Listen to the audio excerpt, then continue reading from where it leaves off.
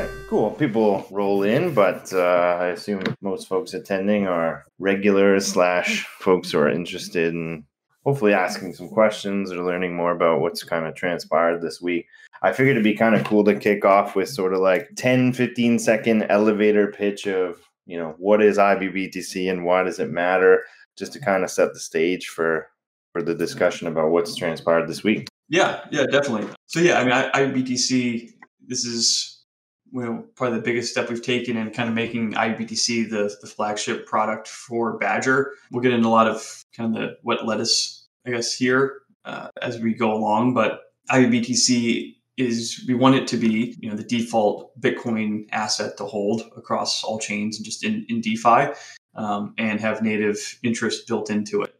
Currently, it doesn't necessarily have the native interest, but this is kind of the first big step we're taking in consolidating our focus into ibBTC, bootstrapping the liquidity and the market cap for ibBTC to make it a viable asset for a lot of people to hold, and set it up so that we can use our newfound vote weight and influence in the convex ecosystem to drive yield to it long term. So this big step was launching the Curve pool with ibBTC paired with the SBTC meta pool, and shifting all of the focus of our Bitcoin native emissions towards that, and starting pushing our vote weight towards it as well. So all that's focused on the ibBTC LP pool with the hope of driving deep liquidity and more utility for ibBTC. Yeah, sure. Sorry.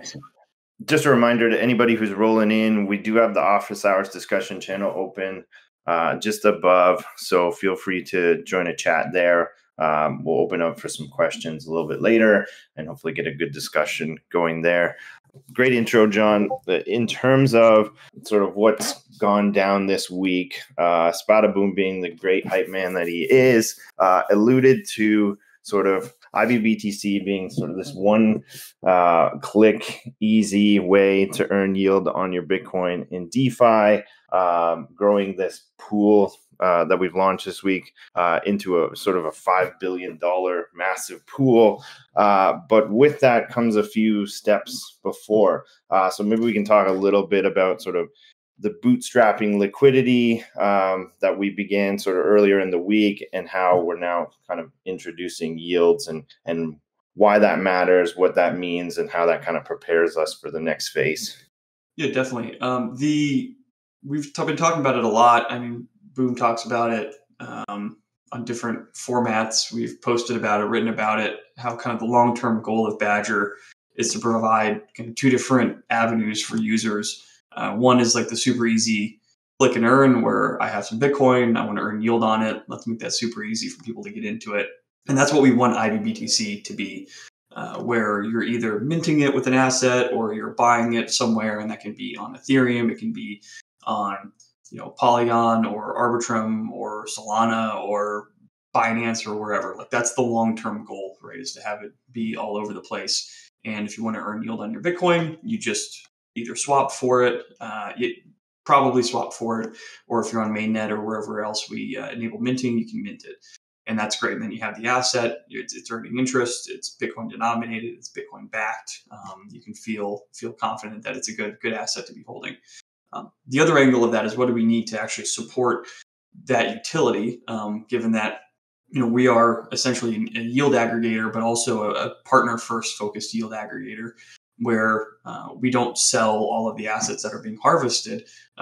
We have to kind of create a relationship between the regular vault depositors and ibBTC and the assets that ibBTC holds. So we've taken a lot of steps, and we don't need to go into like the specifics of what we're actually deploying to drive that. But the bigger point is that there's the users that will eventually just hold ibBTC because it's provides them an economic benefit over holding just WBTC or NBTC, or just a single non-interest earning asset. And then the users that are in Badger directly depositing into the vaults, going into different vaults, into the LPs, all that stuff. Like, we need this economic activity from the more active users to support ibBTC the more the asset itself. And the idea is that eventually long term, ibBTC is kind of subsidizing the users in the system and providing additional yield and benefit that they couldn't get anywhere else.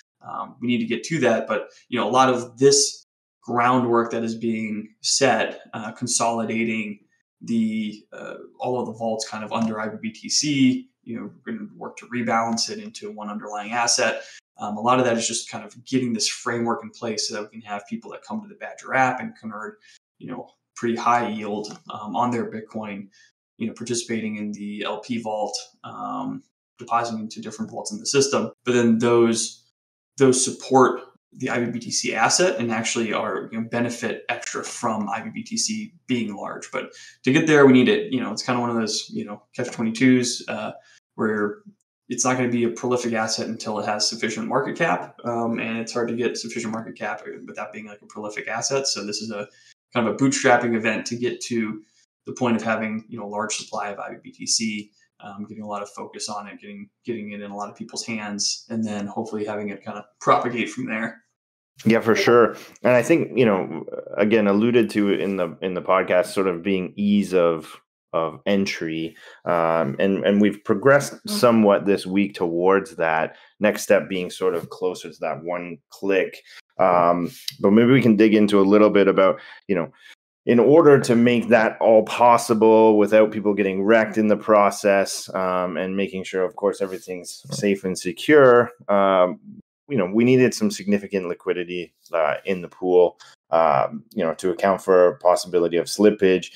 And I'm sure lots of people are, probably coming at this from different angles, right? Some people are already in the BTC convex set. Some people are in the SLP. Some people are, potentially minting from native, coming through the bridge. There's all these sort of methods to getting in. As of right now, we're able to mint from all of these positions, inclusive of RenBTC, WBTC. But maybe we can talk a bit about sort of like what's coming, and how, this becomes sort of that one-click solution for everybody. Right. I might... all of this are my personal opinions, and I think fairly aligned with the team and the community. But I just want to be very clear that the actions like participating now, and getting into this pool and migrating between the pool and minting ibBTC, like I consider these more advanced actions. And it's really just anything on Ethereum layer 1 is a fairly advanced action right now, because everything, nothing is cheap. And these migrations take a while, and take a lot of gas, and to actually get from being in one of these vaults into ibBTC, into the ibBTC LP vault, like that's a fair number of steps, and it's going to cost people a decent bit of gas. And we have a gas rebate kind of in the works that'll cover at least part of that. But the thing is that this is an advanced action, and that's why there are high rewards that are going to be allocated to this vault. That's kind of the trade-off, right? And I don't think that necessarily getting into the ibBTC LP vault is something that we would classify under the, it's going to be a nice to have a way for people to click and get into it and earn high yield. But for me, the one-click solution is eventually just holding ibBTC, which isn't, and I'll be very, open with, like right now, like ibBTC is not earning much yield. That's going to come later after this kind of bootstrapping event. We'll start kind of driving the yield back to it through the convex voting. So, we will provide, Badger will provide nice tools that will help advanced users get into these vaults, and their time-saving tools, their convenience tools. But it's really, I consider anyone that's participating in this, like you should be, kind of thinking of yourself as a more advanced DeFi user, and you have to understand the trade-offs.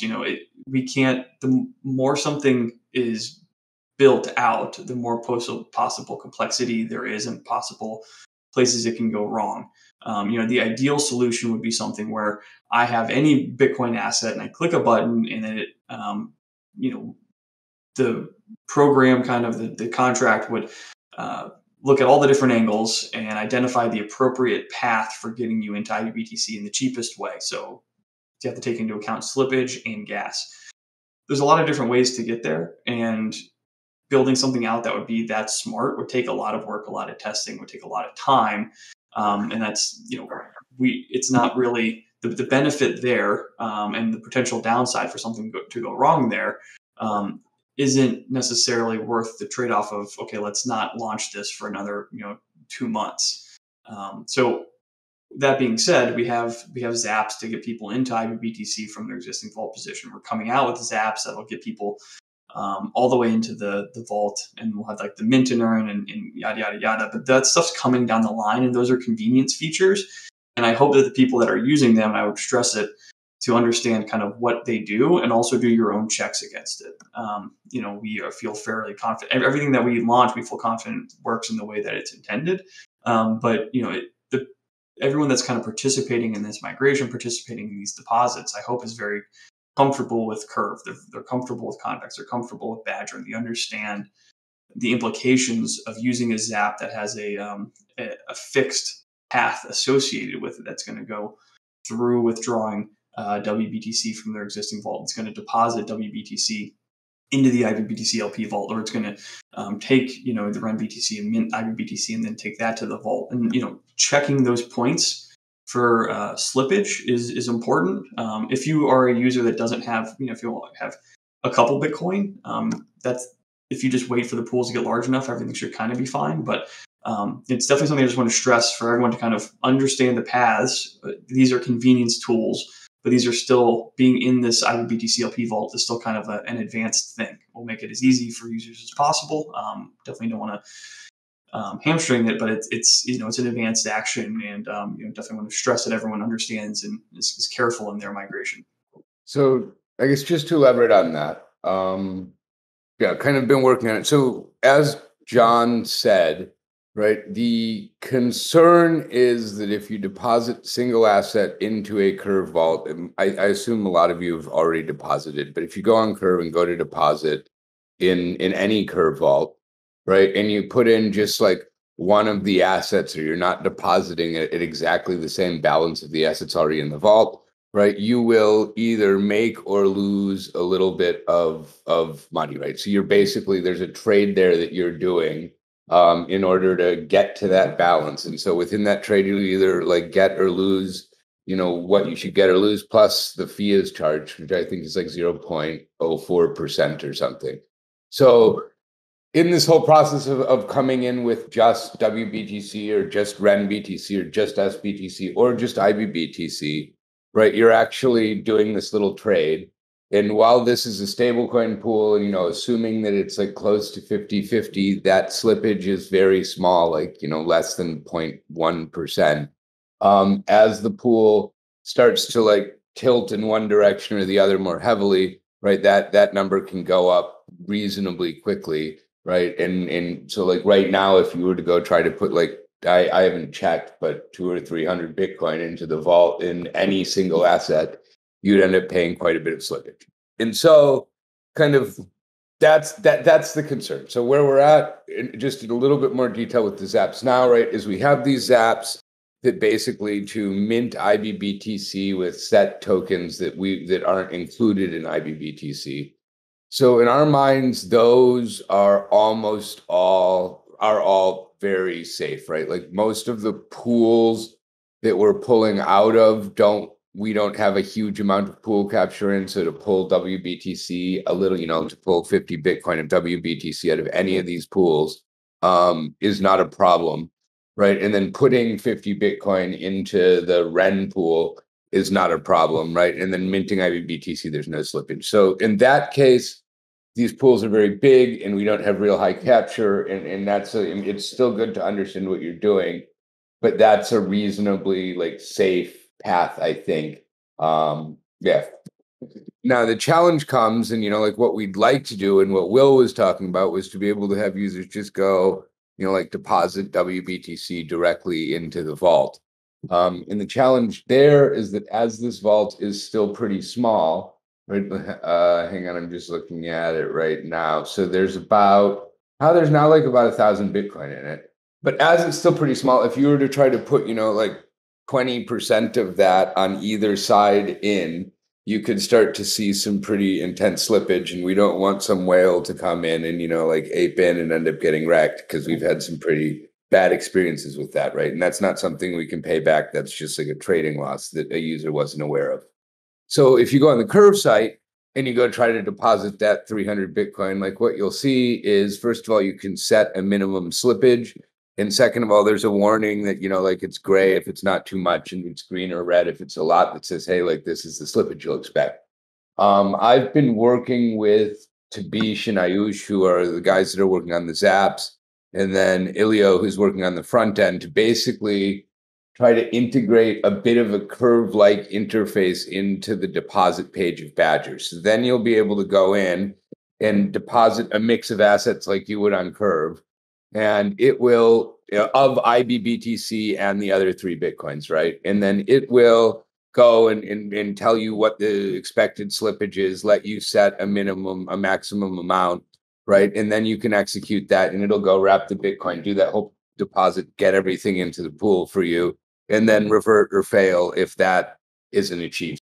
So we're working on that, which is taken a day or two, but like we're getting there. And obviously we don't want to release this until we're sure that it's clear to users how much, which we need a little bit more time to deal with, is then having, a Zap that is actually aware of the makeup of the pool. And if it sees, for example, that you're zapping in 100 WBTC, but actually you would get a better price if you, minted 70 ibBTC with it, it'll do that automatically. So I think that step, which is also the step that would just allow, like from one Zap to another Zap and everything, or sorry, one set to another set and everything with one click, is probably still a ways off. But having a more curve-like interface to deposit directly into our pool that gets around the wrapper and gets around like Curve altogether, so that you can have a Curve-esque experience, but just end up directly in our vault, is hopefully something we'll get up in the next week or two.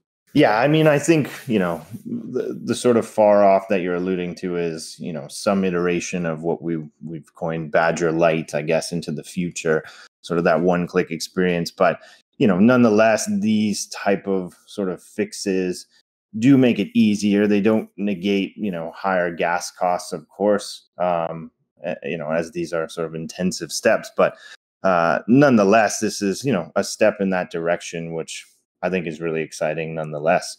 Go ahead. Well, and I think, the pool is working as it's supposed to, right? So like ibBTC is expensive to mint. What happens is a bunch of people, and complicated because you have to figure out how to use this wrapper, right? So what happens is a bunch of people just deposit Bitcoin, and then the premium starts to go up, right? And we're seeing it happen. Then like every once in a while, somebody mints a chunk of ibBTC, sticks it into the pool, and like makes a little bit of a premium, right? And so that was always the intention of ibBTC, is, it was something that like whales with big amounts of Bitcoin could arb.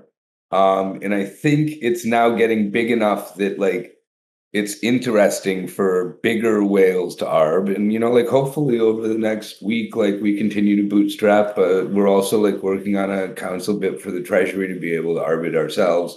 Right. So that like if it gets way out of whack, we can just like bring it back into balance and allow people to keep depositing it in. And then like we'll get there.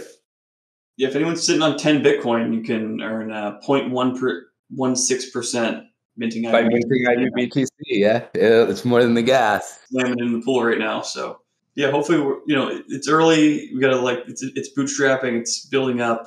I don't think we want to like overreact as it's to any balance weight at any given time. I think the market will kind of help find equilibrium on the way up. We'll keep monitoring it, and that's why it's important. Like if you were participating, like, I might sound different than like Will and Tritium on this bit, but if you're participating right now while this pool is still early and still being bootstrapped, and a whale could put in one side, fill in one side of it right before you do your deposit, just because this pool is growing right now, that just you got to be careful and take ownership of your actions. And we have the Zaps; they're going to be great. The mint to earn is like will be a thing, but like just double triple check everything. Take a minute, breathe.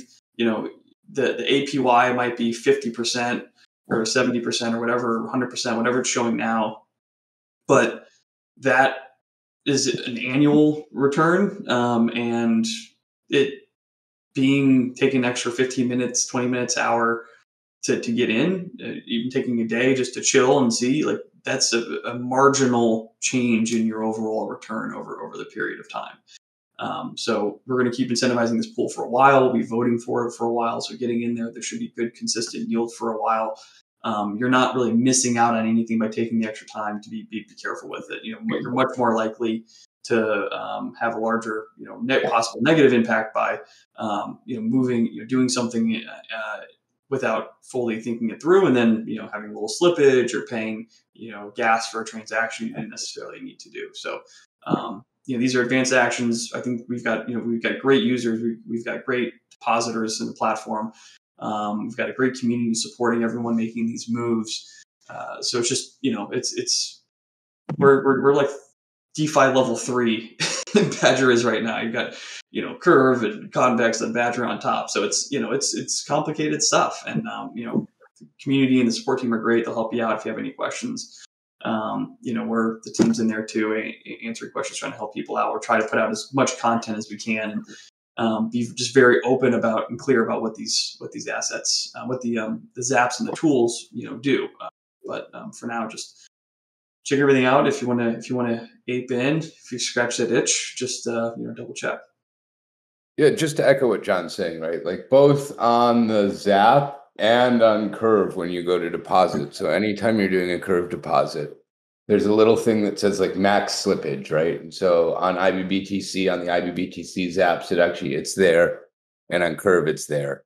And like you should expect when you submit that transaction that it could fail if you override your max slippage, and you'll spend a little bit of gas, like probably $200 or $300, right? Or that you may lose up to that max slippage. So just like think a little bit about what slippage is. Go look on a Curve website and punch in some numbers and get a sense and a good understanding of that before you deposit. John's absolutely right, and yeah, our community is there to help you understand. And if you can kind of understand how Curve works, you are kind of getting towards DeFi 3.0, right? It's a good thing to learn, and I think like once you figure it out, it's kind of enlightening. So it's also a good experience to learn it.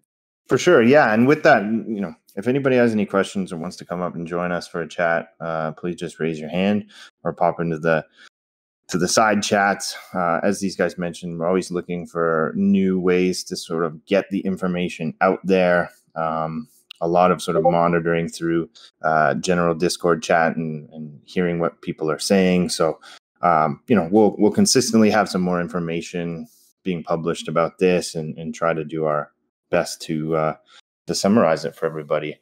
But maybe we can talk a little bit about sort of the all-in strategy that we've employed, and sort of, how we're building this pool to sort of sustain, consistent yield even with high TVL. Yeah. So the all-in strategy, while it changed, like Convex changed the game.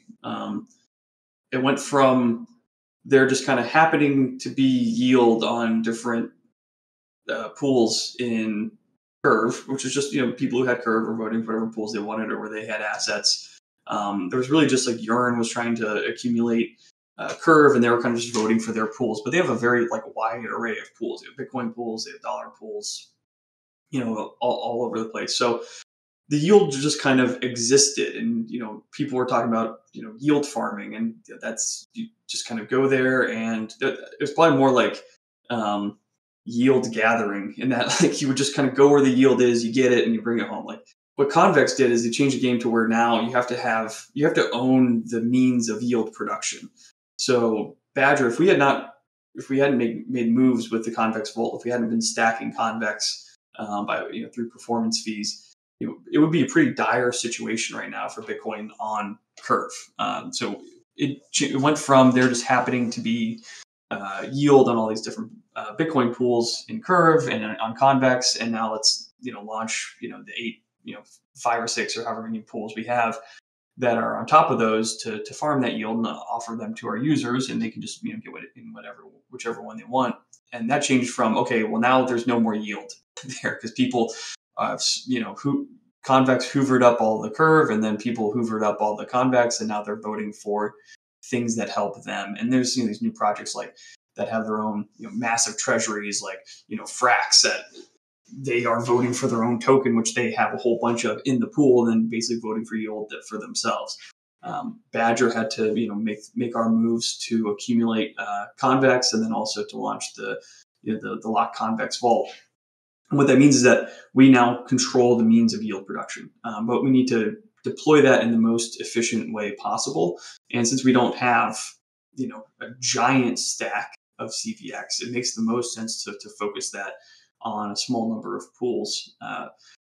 So to do that, we've kind of taken that's where it makes sense to consolidate everyone kind of into one pool. And then when you hear us use the term pool capture a lot, and that's becoming one of the most important things for Badger is how much of the convex and curve pool do we have actually deposited in the Badger app? Because we want to make sure that we are being efficient with our vote weight. And that means that whatever we're voting for, we want as much of that as possible to be in Badger so that we vote and then we receive a large part of whatever emissions we created with that voting. We receive a lot of that through the performance fees. Because otherwise, if we're just voting for it and it's not deposited in Badger, then Badger isn't getting anything else back out of it, and we aren't using our voting efficiently. So those couple things have kind of pushed us to this point where let's focus on one pool. Let's focus on one pool that we can get high pool capture on. So how do we do that? Well, we can do that with Badger emissions is how we can get high pool capture. So that's why we're focusing on pulling out of pulling emissions off of these other sets, focusing it on one set, which is the ibBTC set. And that will hopefully, because it's a new pool, people deposit, it's going to have high Badger emissions that will more than cover the performance fees. It should lead to high pool capture, which means that the performance fees we take on it, we should be getting a fair amount of convex. Now, why are we doing that with the ibBTC first?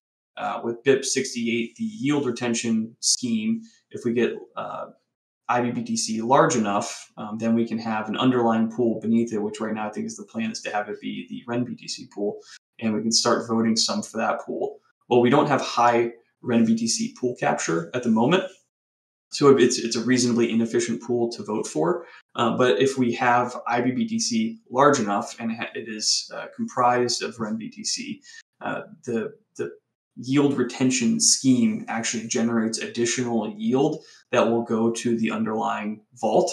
So RenBTC depositors in Badger will actually start earning once the yield retention scheme is in place and ibBTC is large enough.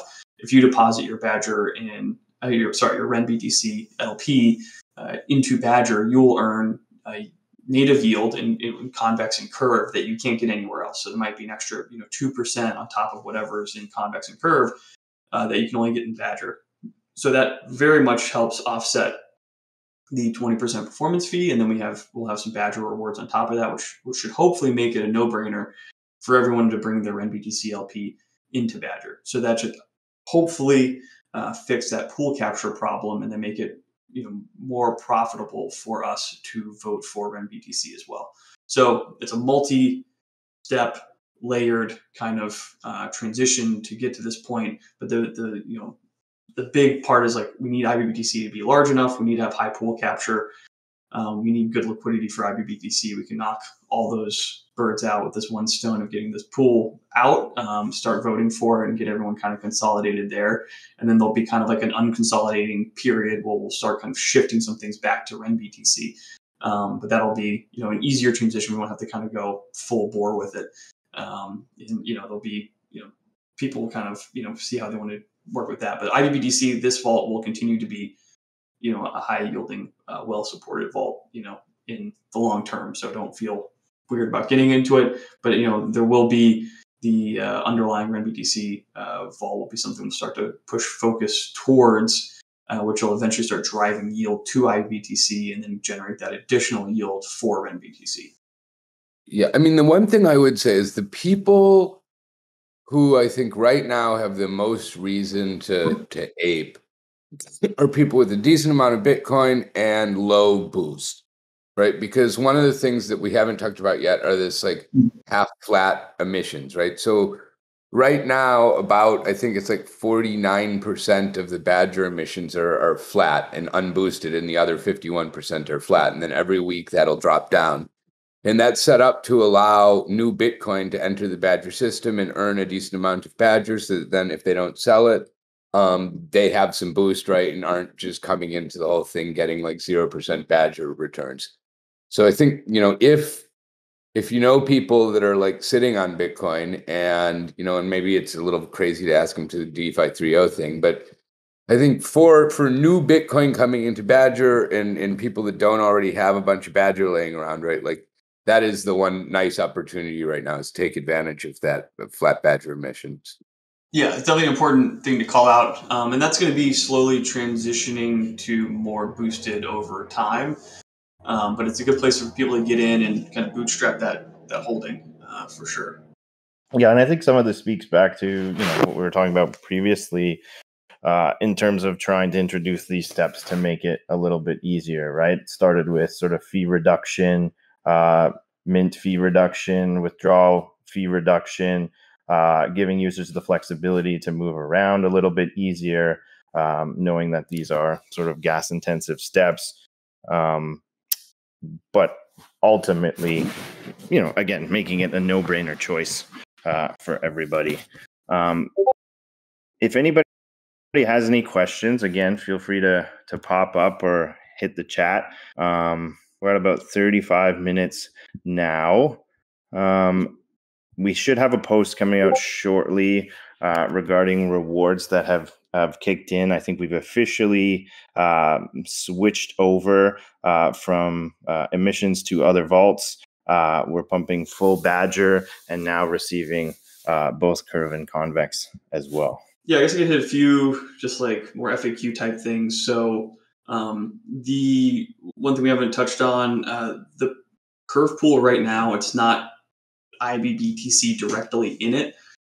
There was a lot of back and forth with the Curve team directly about their ability to support ibBTC. ibBTC is an asset where the price per full share increases relative to the underlying, and Curve pools aren't necessarily out of the box configured to handle that. We thought there was going to be a native solution we could do to pull that off, but turns out that's not the case. So it's actually wrapped ibBTC that's in the pool. So it's a WIBBTC pool.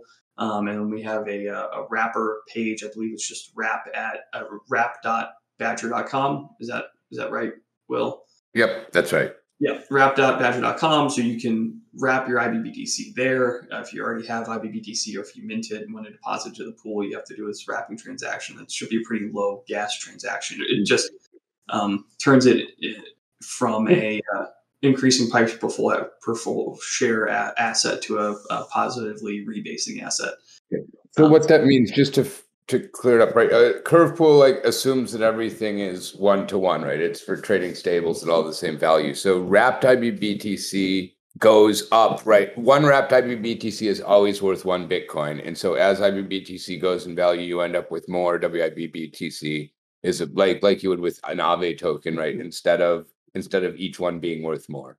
Yeah. And the reason we went with the price per full share thing with ibBTC is we want it used everywhere, like I mentioned before, like other chains, other centralized exchanges, and doing that with rebasing asset would be near impossible. So it's definitely a trade-off of different types of utility. So that's one possible bugaboo.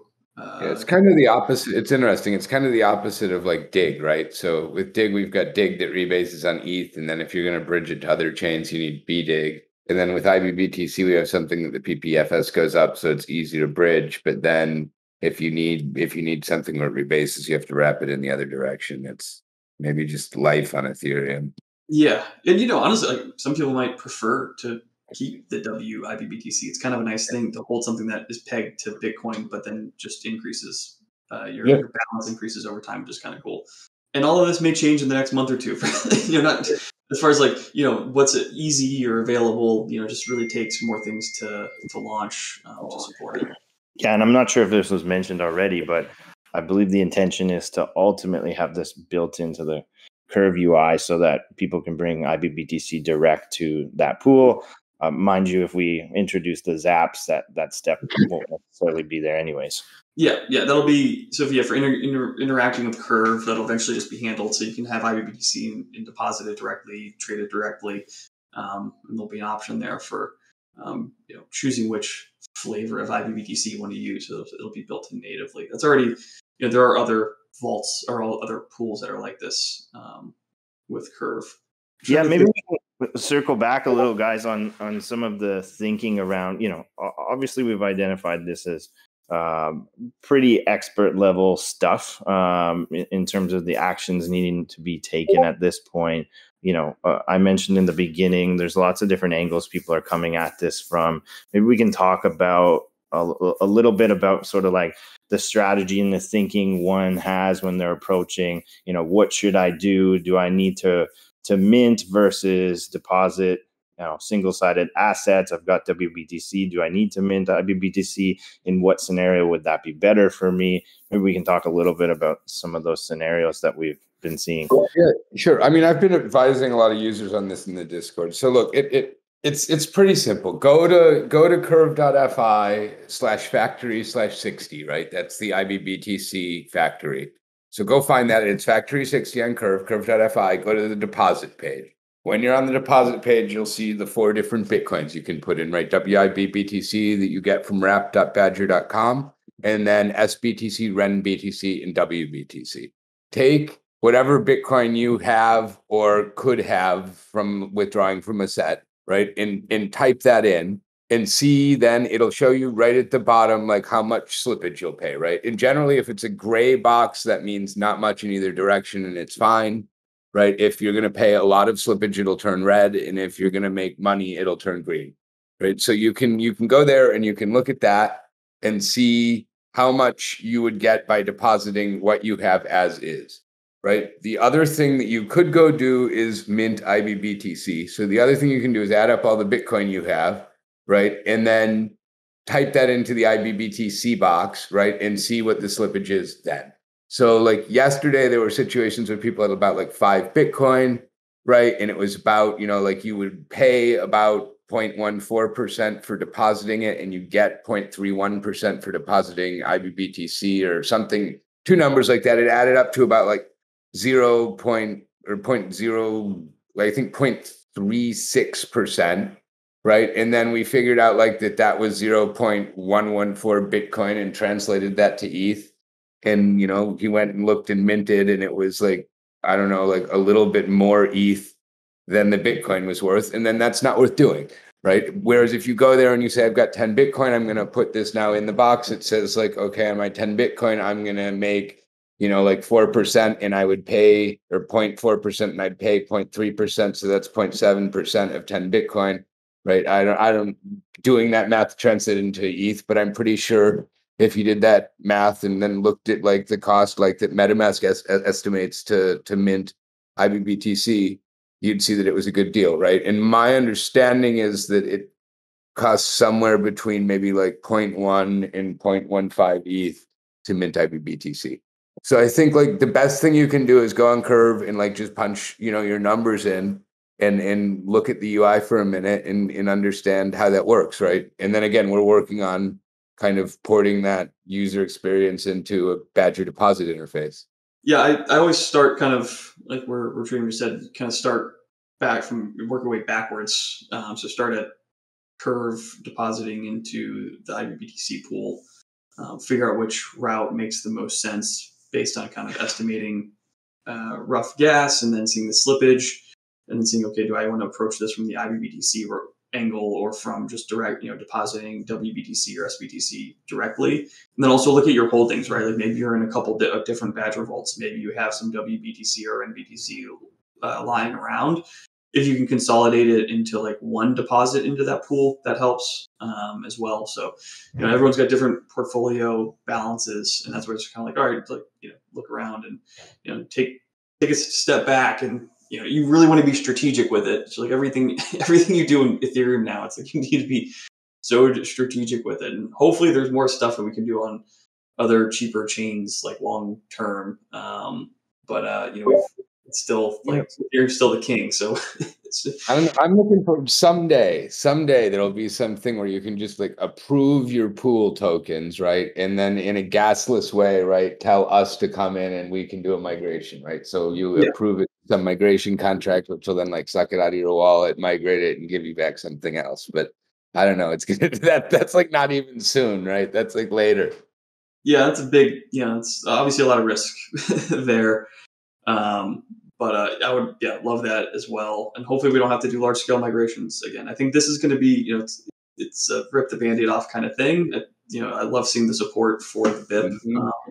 That My only concern is that, so this wrapper, right? If it works and we get everything integrated and it's like good, then like we're cool, right? But if we can't get the curve integration or whatnot, then like maybe we need a different pool for ibBTC, right? Like DAP has talked about it already. And then somehow we've got to like migrate everyone again from one ibBTC pool to another ibBTC pool. And yeah, I don't know. We need to figure out a better way that like where we're paying the gas and there's less onus on users, I think.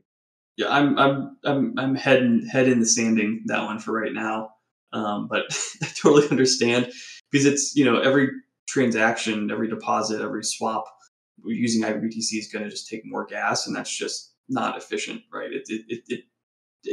Every piece of friction along the way takes away potential value from ibBTC, which, hopefully it's going to have a good yield, but, it's hard to get any Bitcoin yield, period. Like, good luck trying to find it anywhere. So even if it has 5%, 6%, 5% or something like that, like that's a win. But it means that, people that use it, you're only going to be able to use it in large sums if you have to pay a bunch of gas to do stuff with it. So ideally we can, use this scheme to get, help bootstrap our way into actually driving yield into ibBTC, and then have ibBTC liquid and available on cheap, on lower cost chains, on Avalanche or Arbitrum or wherever. And that's a starting point where you can just hold ibBTC over there, and then, we'll see what we do if we end up having other vaults or anything else on other locations. But that's kind of the goal. Until we get there, it's going to be more expert action, and there's going to be gas involved, and unfortunately, but and just to kind of, I guess, set the frame for everyone, because we're like, let's just, let's just do this head on, right? We've been trying to get this curve pool up for months now, right? Like there was issues with the fact that the price per share was going up. There was like a lot of back and forth with Curve. They were decentralizing. Their dev team was super busy. It was like really hard to get the time. And in the meantime, like we've got all this convex to vote with, and like the emissions on CVX right now are still pretty high, but they start to like drop off pretty quick in the next few months, right? So it's kind of like we have this opportunity to like lock a whole bunch of convex. We've got all the tech there, right? But we really needed this pool, and then like getting the perfect curve solution was just going to take too long, and we would have missed the boat. So I think like the decision that was made is like, you know what, like this is something that everybody can like agree on enough for now, and it'll work. And we just have to get it up, get everybody using it, right? Like get ibBTC big, get the liquidity going, pump it up, right? Get a bunch of CVX locked. And then again, at best, I think John's right? We can start voting for a CVX or a ibBTC pool on Curve on another chain, right? And farming that. And then we start to kind of like build that out. So I think like it would have been way better if we could have done this like without the wrapper, right? Nobody really likes it. It is a pain in the butt. But in the end, like it's what allowed us to like do what we needed to do when we needed to do it, and to take advantage of like the strategic position that we have, instead of just kind of wasting that, waiting for, like everybody to focus on something that's going to take a while. Yeah, hence bootstrapping. Necessary, but not always ideal. So it doesn't look like we have anybody coming up. Maybe we can try and wrap this up, and I'll throw it to you, to John and Tritium. Maybe 2-3 pieces of advice to kind of summarize for users, how to approach this bootstrapping phase. Yeah, thanks, Will. I would say just, first things first, be careful, take, ownership of your actions, for your migration, like understand the path, all that we've been kind of hammering. Also the pool, how it's balanced, the yield, the APY it shows, all of that, while the harvests are getting picked up, is going to be somewhat volatile. There might be discrepancies between what you see at Convex and Badger. Eventually that should could converge. We do calculations a bit differently, on either side. We're throwing a whole crap load of Badger emissions at this thing, so you can feel confident that all of the convex and curves are being harvested. That'll be distributed through, and then the Badger emissions on top will be there. So if you understand it, if you understand the path and can get in there, it's going to be a great place to put your Bitcoin. Should be the best place to get yield on single-sided Bitcoin. So this is a first step into making. Also, as Tritium said, it's going to have flat emissions for a while, so it's a good way to stack some Badger if you don't have a high boost. Boost is going to continue to be in place for the other vaults for this vault as well long term. So it's a great way to stack Badger and get better yield long term on that by holding your Badger.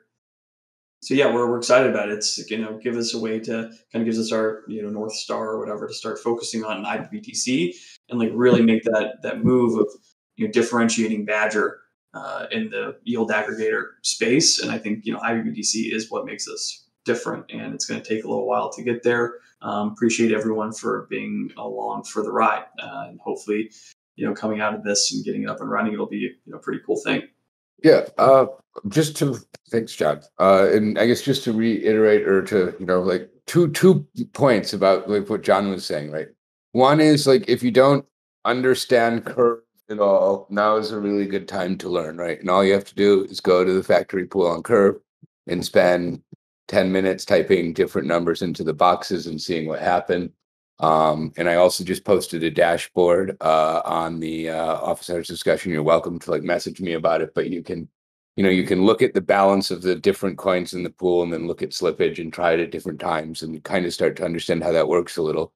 Yeah, and two is like, like if you don't have Badger and you're sitting on the sidelines, or if you know somebody that isn't getting into Badger, right, because the yields have sucked, if you don't have any, like now is really a good time for new people who know curve or who are maybe a little more into DeFi but not into Badger to jump into our ecosystem. So yeah, I would spread that word.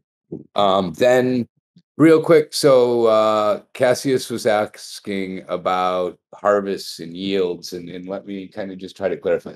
So there's this fixed 36,000 Badger that are being emitted this week, and then you can go look at the BIP. I'm not sure how much it is next week. I don't want to say something and be wrong. That are being emitted, right, that are now being calculated on the website, right? Then at midnight UTC last night, or like about 7 p.m. yesterday, Convex or Curve started emitting curve emissions based on our vote. And I think about an hour after that, Convex did their first harvest, right? And then we recently did our first harvest. So I'm not quite sure. Like, I think all of this stuff is still very much in the beginning stages where it's bootstrapped, right? So I think until Convex has actually done a few harvests, they don't actually really have that much curve to distribute, right? Which is why I think on the site you still see pretty low curve emissions, because Convex hasn't actually collected it yet to give back out, right? The Convex itself, Convex is just emitting from their own treasury, and so that's already there. So I think, and then like we also need, so I think over the next few days, like we're kind of watching the situation, trying to understand. We'll be harvesting the vault a lot, I think. And then I think over the next few days, you'll see all of the yields start to like normalize. But in the end, you like all of this money is staked on Convex, and you are getting whatever is paid out, less our performance fees. So that is all operating, but just kind of for everything to actually all equalize out when all of these systems are just starting up is going to take a minute. And our yield system really just looks at like what has happened recently and then projects forward from that. So we can't really project things until they happen. So yeah, that's kind of where we're at with yields. And I would expect over the next like 3 or 4 days, over the weekend, everything will equalize and it'll all look pretty reasonable by like Monday. Great stuff, guys. I think that's a good section to end on. Thanks everybody for tuning in. We'll have a recording of this up for reference probably later today or early tomorrow. And we're only as good as our community. So if you're unsure about anything, pop into the Discord. one of our team members or community members be happy to help you through. Again, this is some pretty complicated shit, so it's understandable if people have questions. And again, we're always here to help. So thanks again, and we'll see everybody at the next one.